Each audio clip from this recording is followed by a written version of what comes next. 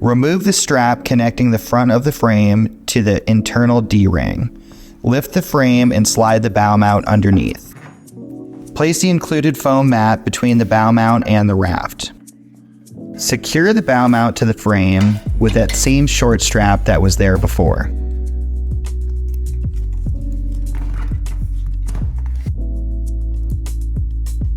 Thread the long strap through the underside of the bow mount.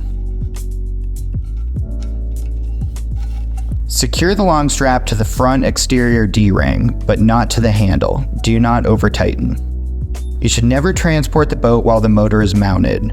We recommend using a quick release system as shown here. Align the mounting puck to the bow mount. Tighten the mounting puck screws. Align motor and bow mount. Secure motor with locking pin.